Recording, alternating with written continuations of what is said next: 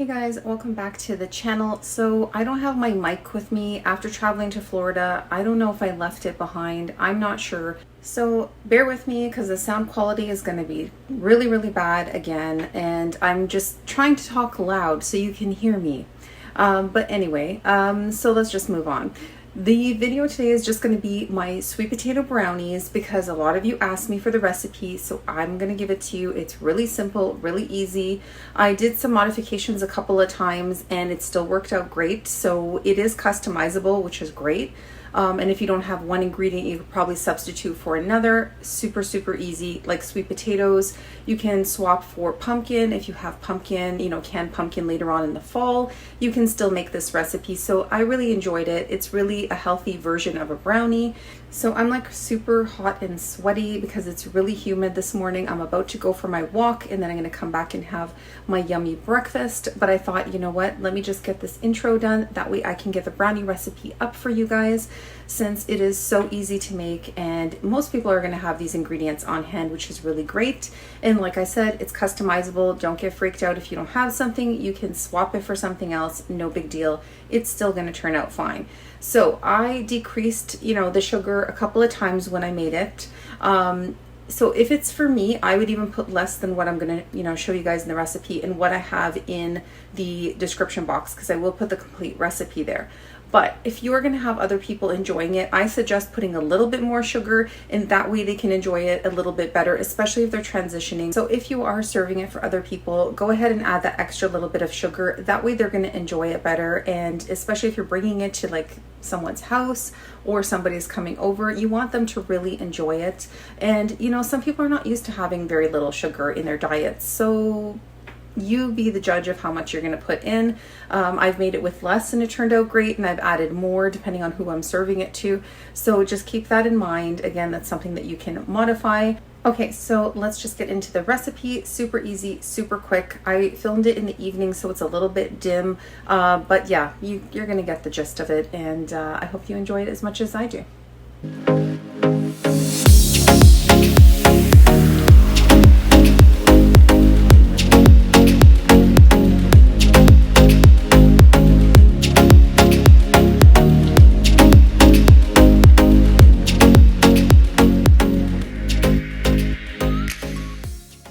Okay guys, so let's just get into the quick and easy recipe. I'm adding 1/3 of a cup of coconut sugar. You can change up the sugar if you like.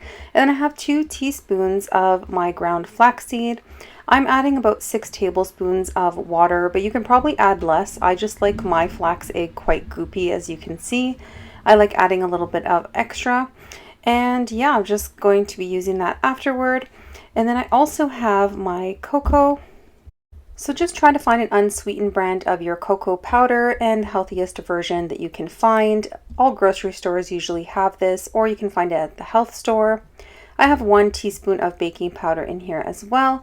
And then you're going to go ahead and add 1 cup of your flour of choice.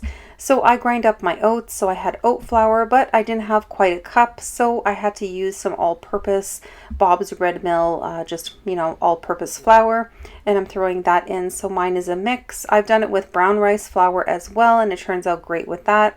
But usually oat flour is my go-to since I do grind it at home, and it's just a lot cheaper because I can buy the big bags of bulk oats and just, grind them myself. But yeah, so just give that a nice good mix and, break down any clumps. And if you want to be really fancy, you could probably do this a much easier way, but I'm just like breaking up the clumps with my spoon. And then I have another bowl for the wet ingredients. So I'm throwing in 1/2 cup of my plant milk. You can use any plant milk that you have. I'm just using an unsweetened one, but sometimes if I have a sweetened one, I'll use that as well. I'm throwing in a dash of pure vanilla extract. You can decide how much you want to put in. I just put a dash. And then I'm also adding in pure maple syrup. The Canadian in me, I have to add the maple syrup. So that's 1/3 of a cup of pure maple syrup that I'm throwing in. And then I'm also going to be putting in my sweet potato. So I like to put 1 3/4 cups of my baked sweet potato, and I bake it in the oven at 400 degrees for a long time to get it ooey and gooey and delicious. And you can do that ahead of time. You don't have to do it the day of when you make the brownies. You can just have them in the fridge and then just use them cold, no big deal. And I'm throwing in my flax as well because that is going to be my egg. And then give it a nice good mix.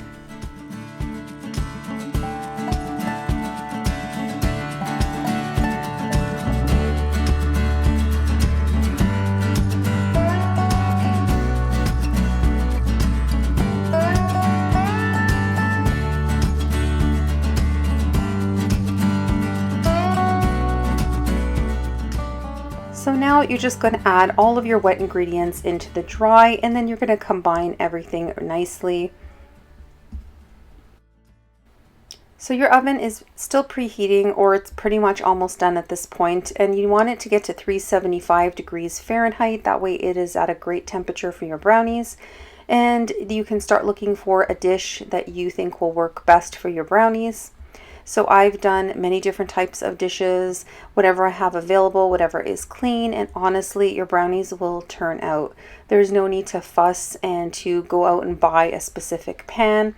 In the description box, I will write down the ideal size if you have it, but that's not necessary. Use whatever you have. Don't go out and buy a new pan just because I'm saying this is the great size for this brownie and this will work perfectly.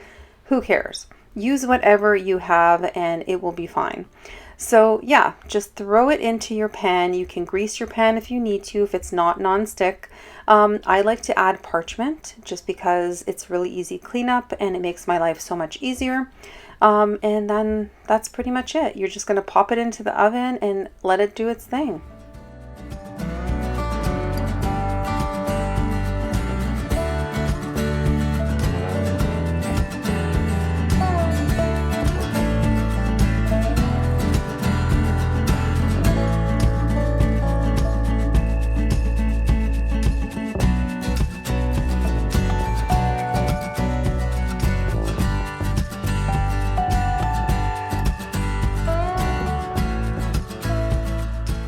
So on the day that I filmed making these brownies, I didn't have the dish that I normally use for my brownies. This is the second go-to for me. It's a little bit smaller than an 8x8 pan. It's just like an old pan that I found at a thrift store, a little dish, and it works perfectly. So I scrunch up my parchment paper into a ball just to scrunch it up, and that makes it a lot easier to throw into whatever container you're putting it in. And then yeah, just throw in the batter, and it's such an easy cleanup like this. I do have the ones that are washable and you can reuse them, but it doesn't work for this because I need to get into those little crevices. It's better for like flat pans, like the cookie sheets, that kind of thing. It just doesn't work well for something like this.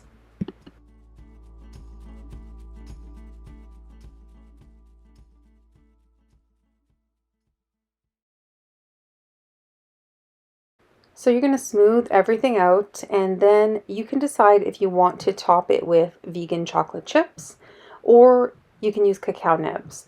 I opt for cacao nibs, but again, it depends on who you're making it for, and even you may not even like cacao nibs because they are a little bit stronger and they're not super sweet. So you decide what you want to put on. You can also not put on anything because it will still turn out awesome just the way it is. You don't need any toppings. So you're just watching me put the cacao nibs on top because I wanted to make it look a little bit cuter and add that little bit of crunch to it because it will be a little crunchy. And that's pretty much it. You are done with your brownie mix and you're just gonna cook it up.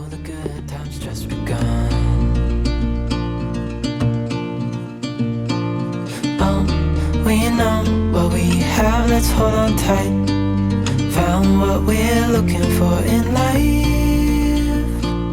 Call us crazy, but things are finally right. With you and I, the future is bright.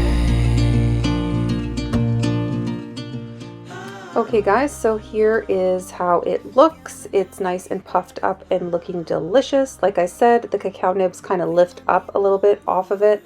And so you're going to get that little bit of a crunch. And if you want to use the vegan chocolate chips, they'll be nicely mixed in. And I just allow it to cool down before I cut it because or else it will fall apart. And that is it. Super, super simple, fudgy, healthy brownies that you can make in no time at all. Okay guys, so I cook mine for 35 minutes in my oven, but be mindful that every oven is going to be slightly different. So you might want to keep an eye on it once the 30-minute mark comes. You may need a few extra minutes, or you might be done at 30 minutes. So just keep an eye on it. And yeah, that is it. This is the easy recipe. You can't get easier than this, and they are absolutely delicious and pretty guilt-free in my opinion. You can decrease the sugar further if you want to. You can not add chocolate chips and cacao nibs if you want, but I think it's perfect just the way it is. I really enjoy it, and I hope you do too. Thanks so much for watching, guys. I appreciate each and every one of you, and welcome to the new subscribers. Health, joy, and positive vibes to each and every one of you, and I will see you in the next video.